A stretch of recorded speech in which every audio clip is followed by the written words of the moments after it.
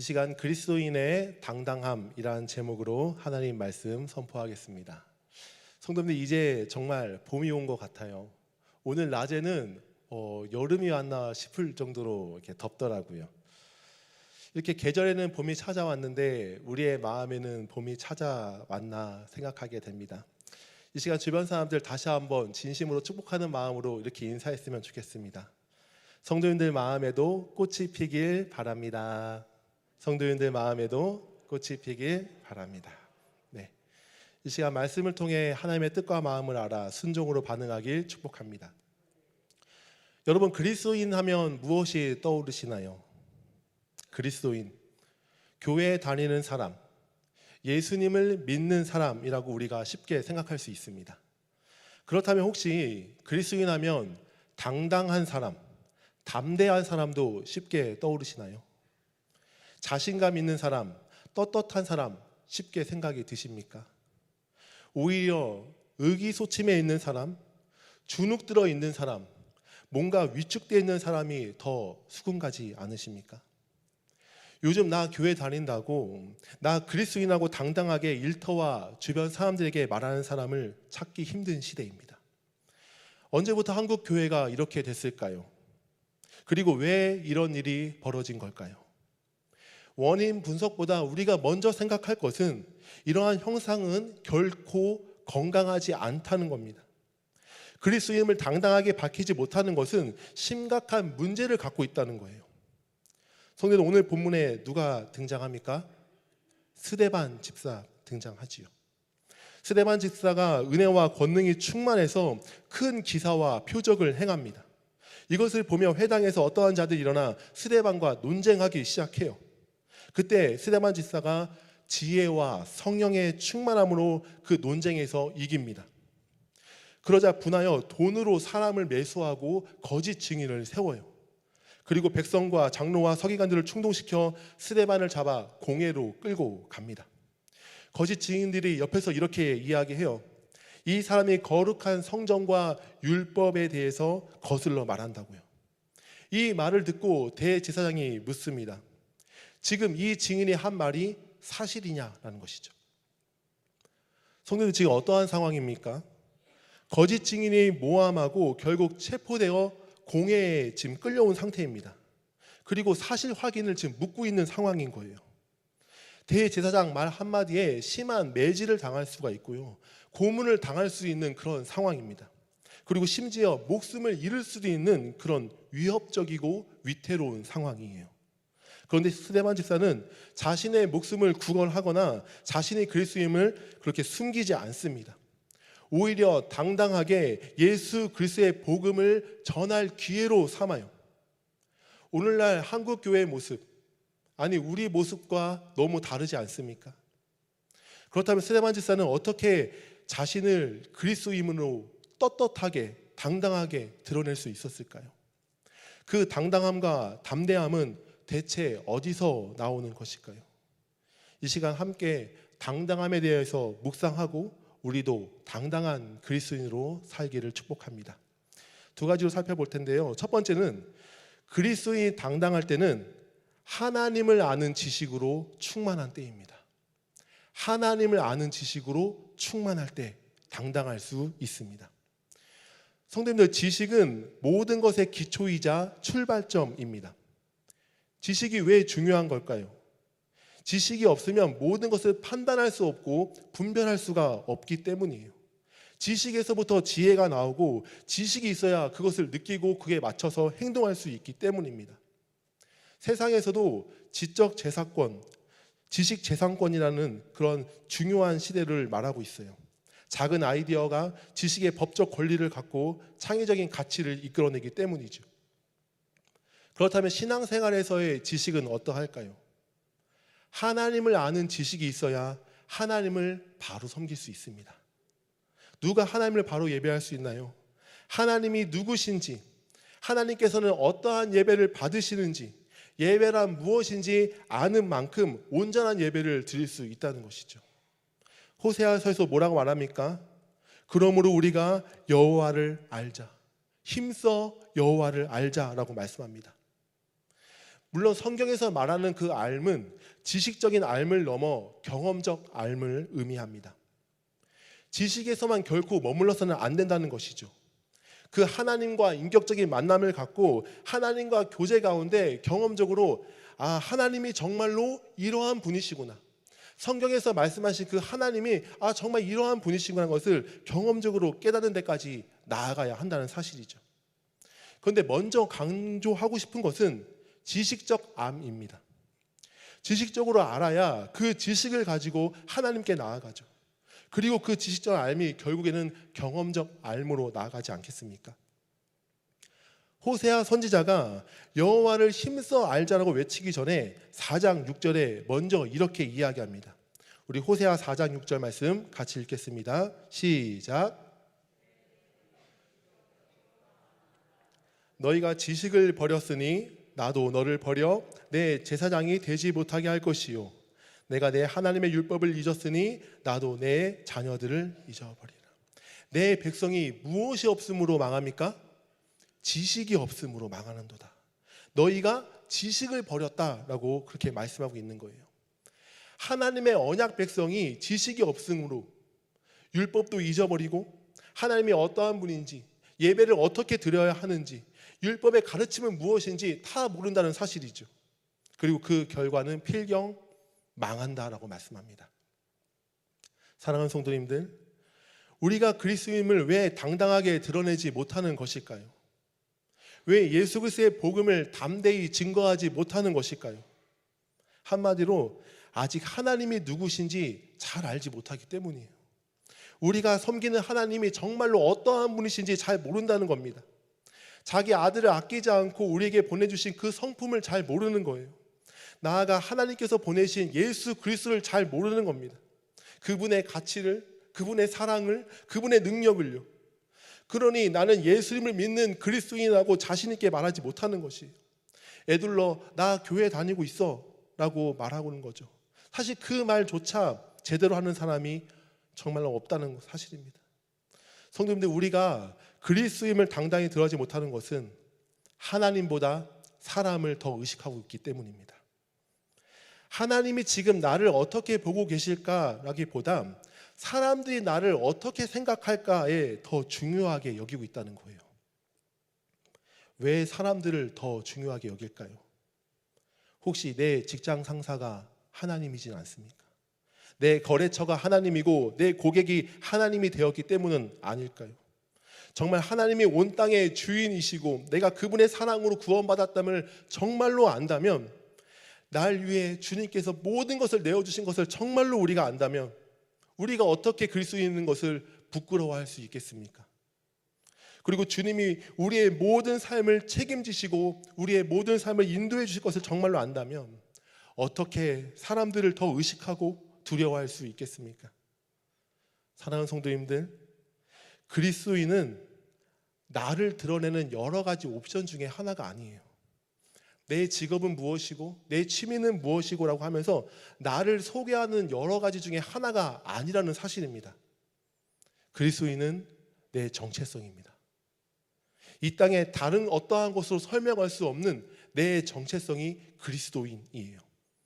우리는 그리스도 안에서 내 존재를 새롭게 발견한 자들입니다. 우리는 그리스도 안에서 새 생명을 얻은 자예요. 삶의 목적과 방향을 분명하게 깨닫는 자입니다. 그런데 하나님을 아는 지식과 그리스도의 복음을 아는 지식이 없으므로 하나님의 영광스러움도 모르고 자녀된 그 권세도 모른 채 그렇게 소극적으로 위축돼서 살아가고 있다는 것이죠. 오늘날 그리스도인의 신앙 특징 중 많은 것이 있지만 대표적인 한 가지를 이야기하자면 성경을 안 읽습니다. 하나님의 말씀을 읽지 않아요. 여기서 소위 말해 게임 끝난 겁니다. 이미 진 영적 전쟁이에요. 마귀의 그 위협과 그 조롱 앞에 맞설 그 말씀의 검이 없는 겁니다. 예수님께서 모든 사탄의 시험을 무엇으로 이기셨습니까? 하나님 말씀이잖아요. 그런데 우리 안에 말씀이 없어서 마귀의 유혹에 또는 위협에 대응할 수가 없는 거예요. 하나님의 말씀을 모르니 세상의 소리에 작아지게 되고, 하나님의 말씀을 모르니 세상의 관점으로 나 자신을 바라보게 되고, 하나님의 말씀을 모르니 그래서 더 초라한 그리스도인으로, 마치 병든 닭처럼 너무 약한 상태로 신앙생활을 하고 있다는 거예요. 다른 사람을 변화시키고 다른 사람을 일으키는 것이 아니라 내 믿음 하나 지키기도 버거운 그런 어려운 신앙생활을 하고 있다는 겁니다. 누군가는 저에게 이렇게 말씀할 수 있어요. 목사님, 성경을 읽는 것보다 이미 알고 있는 말씀대로 살아가는 것이 더 중요한 거 아닙니까? 네, 맞아요. 그런데 말씀대로 우리가 살면서 동시에 지식적으로 하나님을 알기에 더욱더 힘써야 한다는 사실입니다. 성경의 부분적인 지식이 당장 우리에게 큰 영적 힘이 되지 않을 수도 있을지 모르겠어요. 하지만 그 부분적인 지식이 쌓여 어느 순간 성령께서 깨닫게 해주시면 성경의 그 조각들이 맞춰지게 되고, 그래서 성경의 역사와 성경의 그 말하는 관점들이 하나로 연결됩니다. 그래서 하나님이 누구신지, 예수 그리스도가 정말로 누구신지, 어떠한 일을 행하셨는지 더 분명하게 이해한다는 사실이죠. 그럴 때 더 깊은 확신과 감사함으로 능력 있는 그리스도인, 당당한 그리스도인으로 살아가게 된다는 거예요. 성도들, 앞서 본문에 사람들이 무엇으로 스데반 집사를 거짓 고발했습니까? 성전과 율법을 거슬러 말했다. 성전과 율법에 대해서 거슬렀다고 이야기합니다. 그리고 7장 2절부터 스데반이 공회에서 설교하는 장면을 우리가 들어볼 수 있어요. 한번 들어보십시오. 여러분, 우리가 다 하나님의 자손이 아니냐? 하나님이 메소포타미아에 있을 때 아브라함을 불러서 하란을 거쳐 이스라엘 땅으로 인도하셨다. 그리고 아브라함에게 땅과 자녀들을 주시겠다고 약속하셨다. 그래서 아브라함이 이삭을 낳고 이삭이 야곱을 낳고 야곱이 12아들 낳았는데 요셉이 먼저 애굽에 팔려가고 나중에는 총리가 돼서 야곱과 형들과 함께 애굽에 정착시켰다. 그런데 시간이 흘러 요셉 가문을 알지 못하는 왕조가 등장하자 이스라엘 백성들이 반란을 일으킬까 두려워 노예로 삼아 피라미드를 짓게 하고 벽돌을 굽는 등 힘든 노역을 하게 했다. 그리고 때가 참에 하나님께서 아브라함의 언약을 이루셔서 모세를 세워 애굽에서 탈출하게 하셨고, 후계자 여호수아가 가나안 땅을 정복해서 아브라함의 언약을 이루셨다. 아브라함에게 주시겠다고 한 그 땅을 주셨고 많은 백성들이 생겼다. 하지만 언약의 핵심인 하나님을 주인으로 삼지 않자 하나님께서는 불순종한 것을 심판하셨다. 그리고 그 약속의 땅 가운데서 다윗이 그동안 가죽과 천으로 된 성막이 아니라 하나님을 위해 성전을 짓고 싶다고 말했다. 하지만 하나님께서 너희 아들 때에 성전을 짓는 것을 말씀하셨고 마침내 솔로몬 시대 때 하나님의 성전을 짓는다. 하지만 선지자가 뭐라고 말하였느냐? 지극히 높으신 분이 사람의 손으로 만든 곳에 계시지 않으니 하늘이 내 의자요 땅이 내 발판이다. 이 모든 것이 다 내 손으로 지은 것이 아니냐? 하나님이 계신다는 상징일 뿐이지 실제로 하나님은 우주 만물 모든 곳에도 다 담을 수 없다라고 증거합니다. 자, 여러분, 지금까지 스데반의 논리가 무엇입니까? 너희들 나보고 성전을 무시한다고 신성 모독한다고 말했지, 이미 구약 말씀에 하나님은 성전에 갇혀 계신 분이 아니라고 말하고 있다. 하지만 너희는 오히려 하나님을 예루살렘 성전 안에만 갇혀 계시는 분으로 가두고 있다. 따라서 진정으로 하나님의 위대하심을 모독하는 자는 내가 아니라 바로 너희들이다 라고 말하면서 구약의 역사와 선지자의 말씀을 인용해서 반박하고 있는 거예요. 그리고 스데반은 또 말합니다. 너희들 내가 율법을 어겼다고 말하고 있지, 하지만 모세가 율법을 전하면서 나와 같은 선지자 한 명이 나올 것이다 이야기했다. 그리고 실제로 그 의인이 오셨다. 하지만 너희들은 그 의인을 죽였다. 이전 우리 조상들이 선지자들에게 바른 말을 하면 죽였던 것처럼 너희도 똑같이 진정한 의인이신 예수 그리스도를 잡아 죽였다. 따라서 모세의 율법을 거스르는 것은 내가 아니라 바로 너희들이다 라고 이야기를 합니다. 이렇게 스데반은 아브라함부터 시작해서 율법과 성경 역사를 근거로 이렇게 복음을 전하고 있는 거예요. 그래서 정말로 사람이 만든 성전으로 담을 수 없는 하나님을 모독하고 모세의 율법을 어긴 자가 누구인지 말하고 있는 것이죠. 바로 하나님이 말씀하시고 모세가 예언한 예수를 인정하지 않고 잡아 죽인 너희들이다 라고 말씀하는 겁니다. 성도님들, 우리가 스데반을 생각할 때 단순히 복음을 전하다 돌에 맞아 죽은 순교자라고 생각하기 쉽지만 사실 하나님 말씀에 능통한 자였어요. 그는 헬라파 유대인이었습니다. 헬라파 유대인들은 흩어져 살며 모국어인 아람어를 거의 잊어버리고 헬라말을 모국어로 쓰는 유대인들입니다. 따라서 히브리파 유대인보다 율법을 더 연구하기 어려울 수도 있어요. 하지만 그는 율법에 정통한 사람이었습니다. 치열하게 공부하고 연구한 거예요. 그 가운데 성령께서 깨닫게 해주신 것이죠. 본문에서 스데반이 회당에서 복음을 전하고 놀라운 기사와 표적이 일어나자 회당에서 논쟁을 건 사람들이 나타납니다. 아마도 랍비와 서기관들이었을 거예요. 그들도 유대 역사와 율법에 대해 잘 알고 있는 사람들이었지만 스데반은 구약의 율법을 넘어 율법과 선자들이 결국에는 예수 그리스도를 가리킨다는 사실을 깨닫습니다. 이 모든 것이 예수님 안에서 완성된 사실을 깨달은 거예요. 진정한 성전의 주인이 예수님인 것을, 진정한 율법의 완성도 예수님 안에서 성취된 것을 깨달은 겁니다. 그래서 아까 공회에서 설교한 것처럼 회당에서도 논리 있게 말함으로 그들과 논쟁에서 승리할 수 있었던 것이죠. 제가 이렇게 길게 스데반의 증언을 말한 이유가 있어요. 한마디로 말씀을 읽는 것, 그리고 연구하고 묵상하는 것이 너무나 중요하기 때문입니다. 어떤 분들은 이건 목회자들이 해야 하는 건 아닙니까? 라고 생각할 수 있어요. 물론 목회자들은 더 사명감을 갖고 치열하게 연구해야 합니다. 하지만 목회자들뿐 아니라 베레아 성도들처럼 모든 성도는 하나님의 말씀을 바로 알아야 될 그런 권리와 책임이 있어요. 마치 목회자가 전문 식당 셰프라면 성도님들은 가정 요리사인 거죠. 전문가만 성경을 해석하는 것이 아니라 성경을 읽는 모든 자는 그 순간부터 이미 성경 해석자입니다. 우리가 맨날 외식할 수 없잖아요. 스스로 고기 잡는 법을 배워야 합니다. 각자가 하나님의 말씀을 통해 깨닫고 은혜를 받을 수 있어야 한다는 사실이에요. 묵상해보고 고민도 해보고 또 어려우면 또 목회자들에게 질문도 해보고요. 또 성경 해석에 도움을 주는 책도 사서 읽는 것이 필요합니다. 지난번 담임 목사님께서 묵상학교 때 말씀하신 것처럼 ESV 스터디 바이블 책이라는 그 책이 있는데 그 옆에 두고 좀 보시는 것도 추천해 드려요. 뭐 99,000원 정도 하는데 66권 해설이 다 들어가 있으니까 조금 돈 아끼면 살 수 있지 않겠습니까? 성도들 아는 만큼 보이고 그것이 더 깊은 확신과 당당함으로 나아가는 첫걸음이 됩니다. 마치 성지순례 갈 때 지리와 역사, 문화와 언어에 대해 공부하고 간 사람과 아무것도 공부하지 않고 간 사람의 느낌이 다르지 않겠습니까? 공부한 만큼 더 많이 느끼고 확신과 감격을 얻을 수 있다는 사실이죠.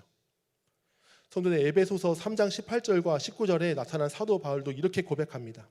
우리 에베소 3장 18절 19절 같이 한번 읽어볼까요? 시작.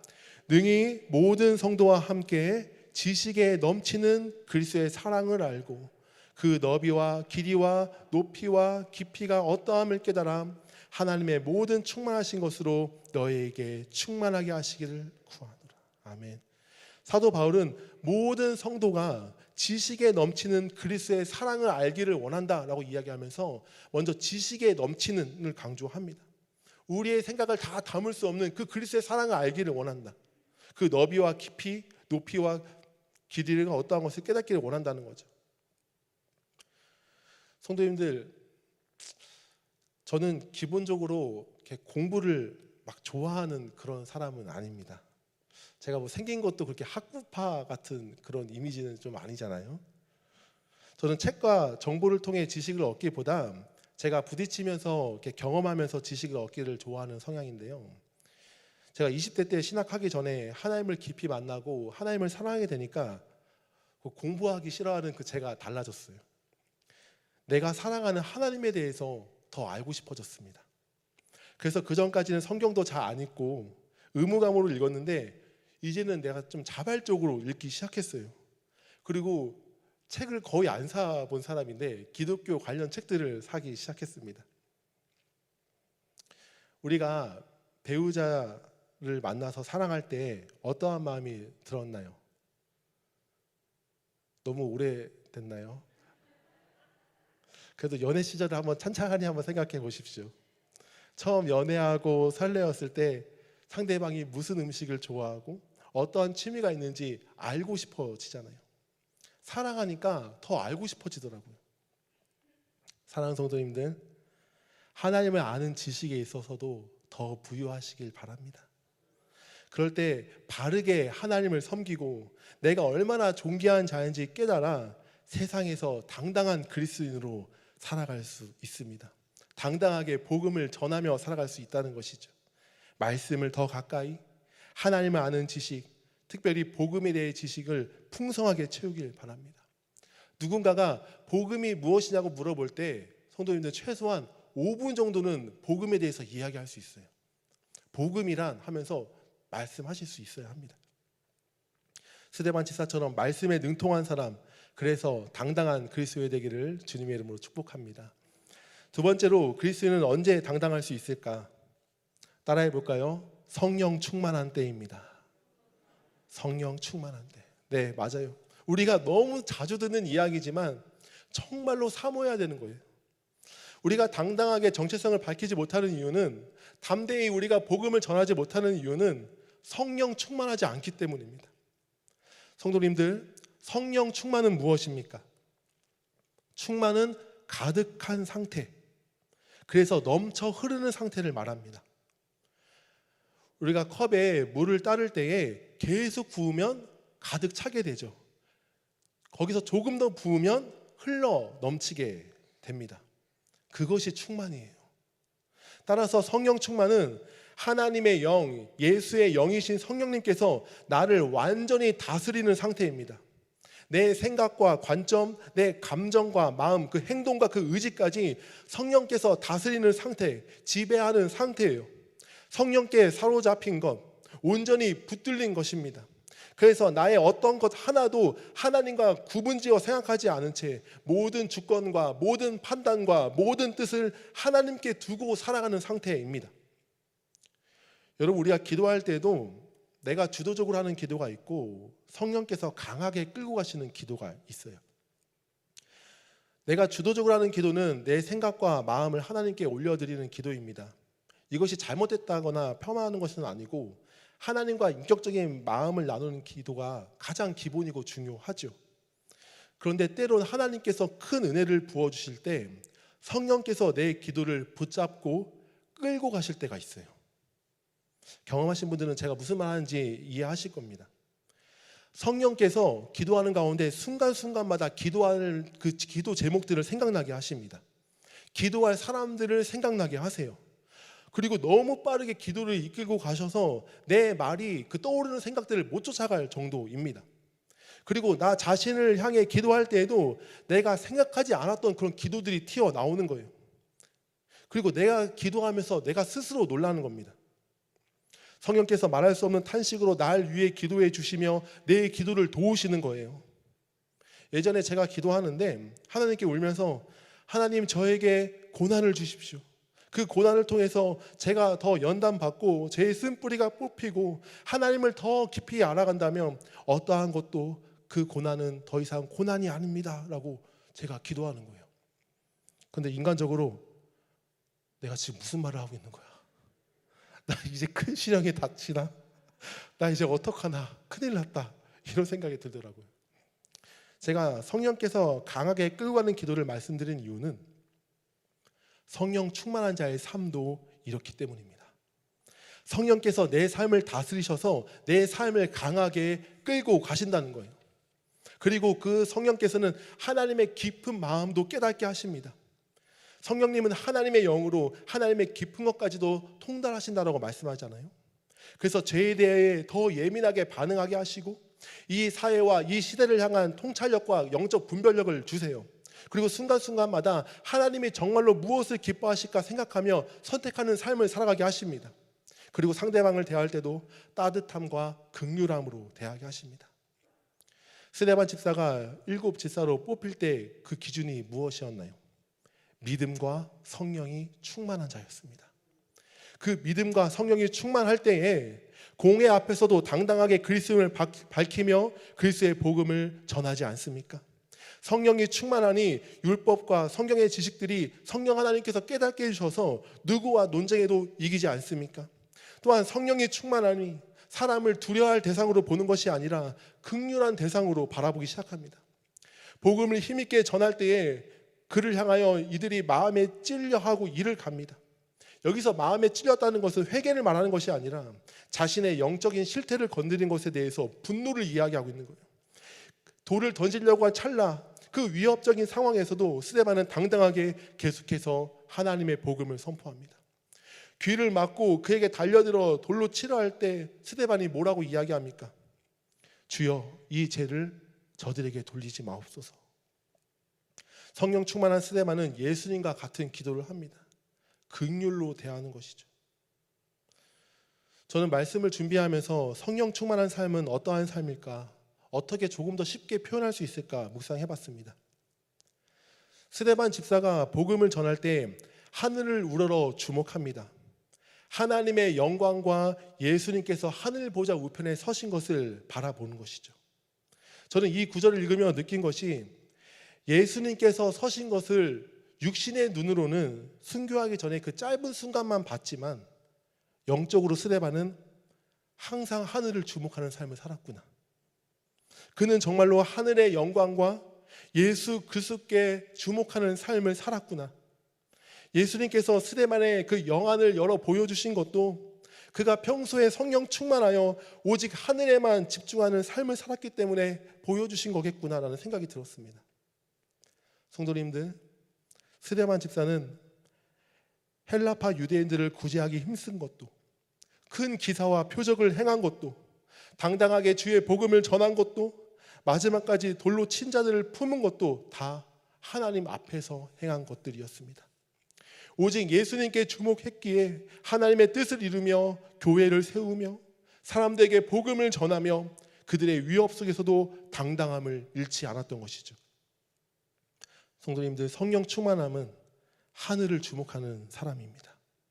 사람의 평가와 사람의 인정, 사람에게 잘 보이거나 밉보여서 받는 불이익을 두려워하지 않는 사람입니다. 제가 말씀을 전하면서도 설교 내용의 어떤 위로, 칭찬, 따뜻함과는 거리가 먼 설교라서 오늘 성도님들이 별로 좋아하지 않겠구나 그런 생각을 했어요. 하지만 성도들의 반응보다 하나님께 더 집중하려고 저는 노력합니다. 물론 메시지는 성도들을 향하여서 하는 것이지만 지금 이 순간도 하나님께서 이 메시지를 듣고 계시잖아요. 그래서 하나님의 마음을 시원케 해드리는 설교를 하고 싶은 것이 제 가장 본심입니다. 사랑하는 성도님들, 하나님 앞에서 신앙생활 하십시오. 하나님을 더 깊이 의식하세요. 세상의 소리와 사람의 판단과 직장과 사업장, 그 거래처의 시선이 물론 가볍지는 않겠지만 하나님의 판단을 더 엄히 여기시길 바랍니다. 스데반 집사가 공회에 사로잡히기 전 이보다 먼저 잡힌 자가 있어요.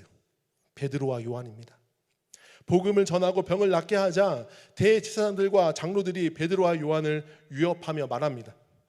이후로는 예수의 이름을 더 이상 전하지 말라, 가르치지도 말라라고 이야기를 해요. 그때 베드로와 요한이 무엇이라고 이야기합니까? 하나님 앞에서 너희의 말을 듣는 것이 하나님의 말씀을 듣는 것보다 옳은가 판단하라. 무슨 말입니까? 나는 너희의 말을 듣지 않고 옳은 하나님의 말씀을 듣고 따르겠다라고 고백하는 것이죠. 예수님을 부인하던 그 베드로가 성령 충만하니 담대하게 주의 복음을 전하지 않습니까? 지난 주일에 십자가에 거꾸려 매달린 그 순교의 자리까지 간 것 우리 함께 보지 않았습니까? 성령에 사로잡힐 때에 세상이 감당하지 못하는 사람이 됩니다. 유혹이 많고 그리스도인임을 당당하게 밝히지 않는 이 시대에 정말로 우리가 구해야 될 것은 무엇일까요? 세상이 감당할 수 없는 성령 충만한 자가 되는 것입니다. 불덩어리가 되는 거예요. 내면으로는 더 거룩하길 힘쓰고 외적으로는 복음의 능력이 나타나 사람들을 예수 그리스도의 이름에 무릎 꿇고 굴복하게 하는 것입니다.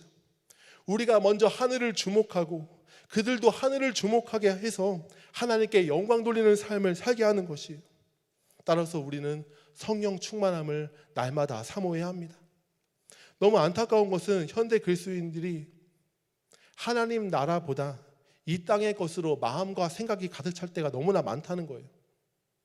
내 집 마련의 꿈, 부동산, 집값, 아파트 평수 늘리는 거, 화장실 개수 늘리는 거, 이게 우리가 정말로 주목하고 고민해야 할 내용일까요? 우리가 물론 생각할 수 있고 계획은 세울 수 있겠지만 하나님께서 우리에게 주신 그 소중한 시간에 가장 많은 것을 집과 이 땅의 것으로만 시간을 소모한다면 영원한 시간 앞에 섰을 때에 얼마나 부끄러울까요? 영원한 장막을 주님께서 우리에게 보여주시며 이 땅에서 무엇 하다 왔느냐라고 주님께서 물으실 때 주님 힘들게 일해서 아파트 2채 장만하고 왔습니다. 이 말을 하시겠습니까? 한국교회에 복음이 들어오고 평양 대부흥이 일어날 때 교회만 바뀌는 것이 아니라 지역과 사회가 바뀌었습니다. 평양에 술집이 장사가 안 돼 문을 닫기 시작했어요.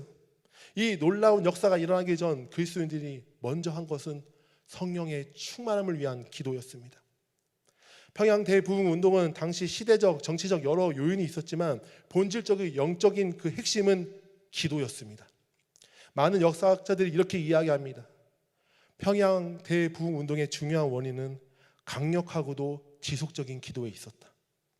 강력하고도 지속적인 기도가 그들을 불덩어리로 만들고 한국교회를 부흥시키며 나아가 지역과 민족을 변화시키는 놀라운 역사를 일으킨 것이죠. 사랑하는 성도님들, 주님께서 날 사랑하셔서 모든 것을 내어주시고 생명까지 내어주셨는데 그래서 영원한 장막을 우리에게 허락하지 않으셨습니까? 그런데 이 땅에서 조금 더 안락하게 살고 조금 더 여유 있게 살고 조금 더 누리는 것이 정말 중요한 것일까요? 베드로와 요한처럼, 사도 바울처럼, 본문의 스데반 집사처럼 정말 한 번밖에 없는 삶, 하나님의 나라 예수 그리스도의 그 복음을 위하여서 불꽃처럼 살아가지 않겠습니까? 주님은 우리를 위해 모든 것을 내어주셨는데 우리가 주님을 믿는다는 것을 부끄러워한다면 주님의 마음은 어떠할까요? 마치 자녀가 사회적 지위가 낮은 그 부모님의 직업을 부끄러워하는 그런 철없는 모습 아닐까요? 부모는 자녀를 사랑하는 마음으로 모든 것을 다 주는데 자녀는 자기 친구들에게 놀림을 받을까 봐 우리 부모님의 직업을 말하지 않고 부끄러워한다는 것과 같은 거죠. 성도님들, 성령 충만하면 더 이상 사람이 위협적인 존재가 아니라 복음을 전해야 할 안타까운 영혼으로 보입니다. 직장 상사든 거래처든 고객이든 상관없이 자신의 생명조차 아끼지 아니하고 어떠한 순간 환경에서도 복음을 전할 기회로 삼는 거예요. 본문의 스데반의 모습이 그랬고 베드로와 요한의 모습이 그랬습니다. 손에 묶인 채 재판을 받고 있는 바울에게 아그리빠 왕이 말합니다. 너가 날 그리스도인이 되게 하는구나. 이때 바울이 뭐라고 말합니까? 말이 적으나 많으나 당신뿐만 아니라 오늘 내 말을 듣는 모든 사람들도 다 결박되는 것 외에는 나와 같이 되기를 하나님께 원하나이다 고백합니다. 성령 충만한 그들은 어느 곳에 있든지 하나님을 주목하여 복음을 전하는 기회로 삼았습니다. 자신의 육체의 생명을 보존하는 것보다 다른 여러 사람들의 생명을 살리는 것을 선택했습니다. 요즘 내 주된 기도 제목은 무엇인가 스스로 점검해 보시기 바랍니다. 조금 더 건강하고 조금 더 편안한 삶 사는 것보다 정말로 주님께서 한 번밖에 없는 이 삶, 이 땅에서 삶을 어떻게 살기를 원하실까 고민하지 않아야 하겠습니까? 따라서 주님, 나를 성령으로 충만하게 하여 주시옵소서. 내 생각과 마음을 완전히 다스려 주시옵소서. 오직 주님만을 드러내는 삶을 살게 해달라고 함께 기도하길 바랍니다. 연세가 많으신 70대, 80대 어르신들도 예외가 아니에요. 주님, 시므온처럼 안나처럼 주님 앞에 서는 날까지 성령으로 충만케 하셔서 나를 통해 믿음이 연약한 자가 주님께로 세워지는 역사가 있게 해달라고 기도하셔야 합니다. 교회를 위해서 더 간절히 기도하셔야 하고요. 주변에 안 믿는 자들을 주님께 돌아오는 역사가 평생 내 삶을 통해 일어나게 해달라고 기도하셔야 합니다. 우리 모두가 다시 한번 성령 충만을 사모하시기를 축복합니다. 오늘 말씀을 맺겠습니다. 그리스도인이 너무 초라해졌습니다. 우리가 너무 약해졌어요. 기독교인들이 사회에서 잘못한 것으로 따가운 시선도 있겠지만 본질적으로 세상은 언제나 복음 편이 아니었습니다. 핵심은 우리가 복음을 부끄러워하기 때문이에요. 우리가 하나님과 예수님을 부끄러워하기 때문입니다. 예수님을 믿으면 세상에서 불이익을 당할까 봐, 아니면 거룩한 삶을 살아야 한다는 그 불편함 때문에 꺼려 한다는 것이죠. 그리고 본질적인 이유는 하나님을 아는 지식과 복음에 대한 지식이 너무 낮기 때문입니다. 성경을 읽지 않아요. 성령 충만하지도 않습니다. 성령 충만함을 사모하지도 않습니다. 그래서 하늘을 주목하는 삶이 아닌 이 땅에 나와 가족의 안위만을 주목하는 삶을 살기 때문이에요. 성경은 뭐라 말합니까? 영접하는 자, 곧 그 이름을 믿는 자에게는 하나님의 자녀가 되는 권세를 주셨다 말씀하십니다. 사도 베드로 말합니다. 너희는 택하신 족속이요 왕 같은 제사장이요 거룩한 나라요 그의 소유가 된 백성이다. 사랑하는 성도님들, 그리스도인이 얼마나 명예롭고 영광스러운 단어인지 모릅니다. 아직도 그리스도인이 부끄러우십니까? 아직도 예수님이 창피합니까? 이제 그리스도인이 내 정체성임을 기억하고 당당하게 밝히고 주의 복음을 당당하게 전하기를 바랍니다. 저는 우리 성도님들이 이번 행복한 사람들의 축제에 대해서 더 적극적으로 동참하기를 원합니다. 사람들을 초청하고 교회에 인도하는 것도 너무나 대단하지만 조금 더 나아갑시다. 영혼을 만나는 그 자리에서 생명이신 예수 그리스도를 전하십시오. 죄에 대하여 심판에 대하여 오직 믿음으로 의롭다함을 얻고 생명을 얻는 그 복음을 전하세요. 움직이는 교회, 생명력이 있는 선교적 삶을 살아가십시오. 그리고 교회에 와서 우리가 복음에 대해서 더 온전하게 듣자고 성령님을 의지하면서 권면하세요. 우리가 하나님을 아는 지식으로 채우고 성령 충만함으로 나아갈 때 우리를 통해서 하나님은 상상 이상으로 놀랍게 일하실 것입니다. 세상이 감당하지 못하는 자들로 우리를 세워주실 거예요. 더 이상 남은 삶을 복음을 부끄러워하지 않는 그런 그리스도인 되기를 원합니다. 사람들 앞에서 더욱 당당한 그리스도인으로 능력 있게 살아가기를 주님의 이름으로 축복합니다. 이 시간 말씀을 주신 하나님께 영광의 박수로 돌리겠습니다. 이 시간 함께 가사를 생각하며 찬양하겠습니다. 하나님, 제가 하나님을 더 깊이 알기를 원합니다. 먼저 내 마음에 부흥이 임하길 원합니다. 그래서 당당한 그리스도인으로 살게 해달라는 마음으로 이 시간 함께 고백하겠습니다. 이 땅의 황무함을 보소서. 하늘의 하나님 긍휼을 베푸시는 주여, 우리의 죄악 용서하소서.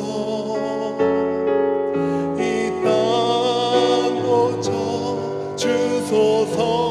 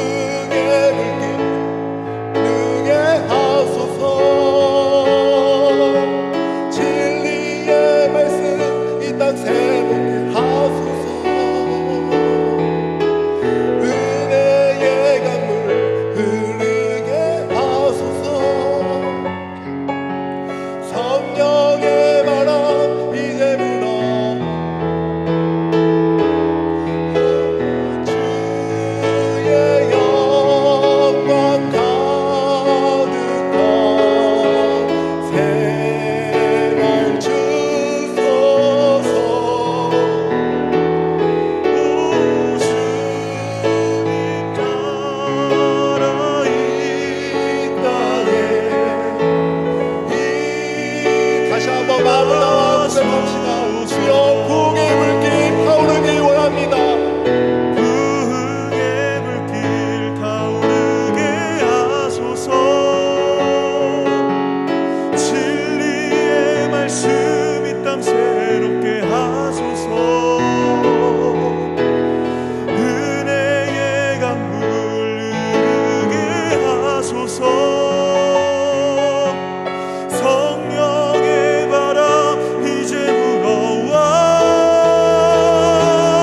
오 주의 영광 가득한 새날 주소서. 오 주님 나라 이 땅에 임하소서. 이 시간 합심으로 기도하기 원합니다. 하나님, 예수 그리스도가 나의 전부시고 그리스도인이 내 정체성임을 다시 한번 깊이 고백하게 하여 주시옵소서. 그리스도인 것을 부끄러워하며 당당하게 밝히지 못했던 내 모든 삶을 주여 용서하여 주시고 당당한 그리스도인, 담대한 그리스도인으로 살아가게 달라고 이 시간 기도합시다. 말씀을 더 가까이 하여 하나님과 복음에 대한 지식으로 더 채워지게 하여 주시옵소서. 성령의 충만함으로, 성령의 사로잡힌 삶, 세상이 감당하지 못하는 사람으로 나를 세워달라고 이 시간 간절하게 기도하며 나아가겠습니다. 주여